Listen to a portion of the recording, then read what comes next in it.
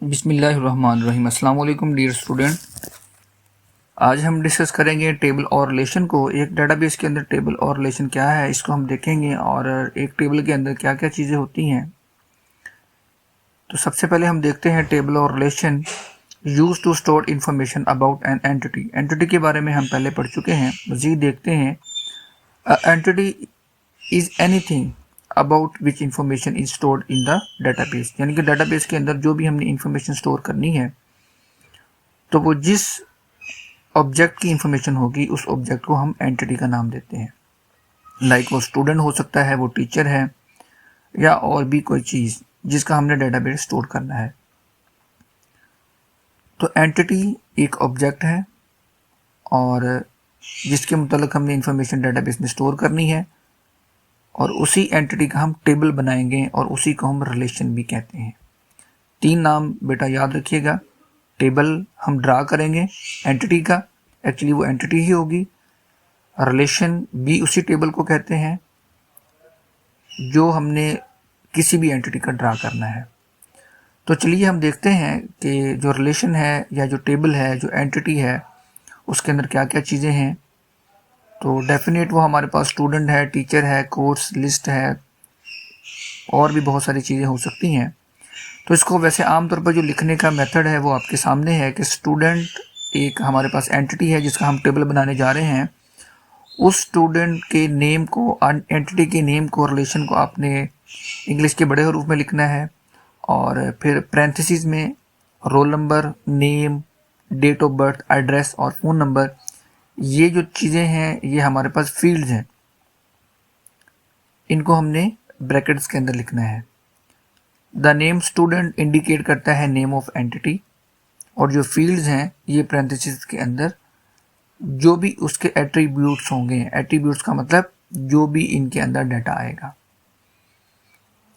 तो dear student, एक table के अंदर, एक रिलेशन के अंदर हमारे जो कॉलम होंगे उनकी जो हेडिंग होगी वो डेफिनेट फील्ड्स होंगी, और इसके अंदर हमारे जितने भी जो भी इंफॉर्मेशन हमने स्टोर करनी है वो इन कॉलम्स के अंदर रोज़ की शक्ल में आ जाएंगी।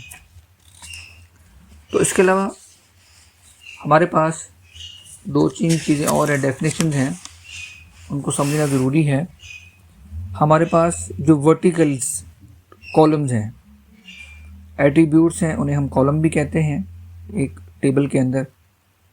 और जो हॉरिजेंटल हैं ये हमारे पास रोज़ हैं, और रोज़ को टपल का नाम देते हैं। रोज़ टपल्स हैं, और वर्टिकली जो हमारे पास कॉलम्स हैं हॉरिजेंटली टपल्स हैं, रोज़, यानी के अंदर इंफॉर्मेशन डाटा स्टोर होगा।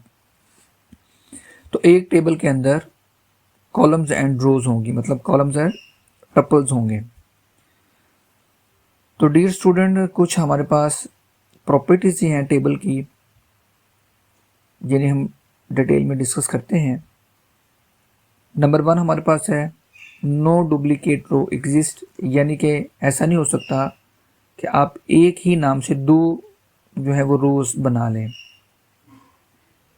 यानी कि हमारे पास ये नहीं हो सकता रोल नंबर 1 और फिर रोल नंबर 1 जो है उसकी 2 रोज़ आ गई हैं। सेम डाटा नहीं हो सकता, कुछ ना कुछ इसमें चेंजिंग होगी, या रोल नंबर चेंज होगा या उसका नेम चेंज होगा। अ table should not have 2 identical rows. It must have at least 1 column or set of column to uniquely identify. यानी कि रो जो है वो उसकी जो आइडेंटिफिकेशन है वो यूनिकली होनी चाहिए, वो किसी भी इसके ऊपर यूनिक हो सकती है। उसके बाद सेकंड नंबर पर है the order of rose is insignificant, मतलब कि रो होनी यूनिक चाहिए लेकिन वो जहाँ मर्जी आ जाए, उसकी पोजीशन जैसे मर्जी आ जाए। रोल नंबर 1 के बाद रोल नंबर 3 आ जाए, 4 आ जाए, 5 आ जाए, बाद में 2 आ जाए, ये कोई मसला नहीं।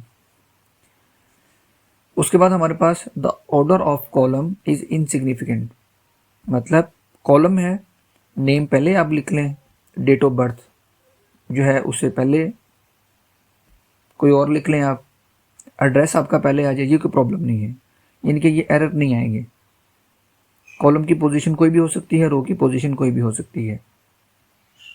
यानी कि आपके पास जो फ़ोन नंबर है ये आप एड्रेस से पहले लिख लें, एड्रेस जो है ये फ़ोन नंबर के बाद आ जाए, तो ये है कॉलम इनसिग्निफिकेंट। उसके बाद हमारे पास 4th नंबर पर है कॉलम्स और एट्रीब्यूट्स आर ऑल एलिमेंटल और एटॉमिक। इसका मतलब ये है कि आप कोई भी वैल्यू जो एक सेल के अंदर हम लिखते हैं वो डिवाइड नहीं होनी चाहिए। डिवाइड का मतलब है कि एक कॉलम को आप 2 हिस्सों में डिवाइड कर दें, यानी कि एड्रेस ऊपर एक ही है, सेंटर में उसको 2 कर दें, ऐसा नहीं हो सकता। डेट ऑफ बर्थ वाला ऊपर एक ही सेल है, नीचे इसको 2 हिस्सों में डिवाइड कर दें। या आधा नाम आपने एक में लिख लिया है और आधा नाम आपने उसके दूसरे हिस्से में लिख दिया है, यानी कि एक कॉलम के ऊपर हेडिंग एक ही हो, फील्ड एक ही हो, नीचे उसको आप मज़ीद डिवाइड कर दें, ये ऐसा नहीं हो सकता। तो ये हमारे पास 4 जो प्रॉपर्टीज़ हैं एक टेबल को ड्रा करने की।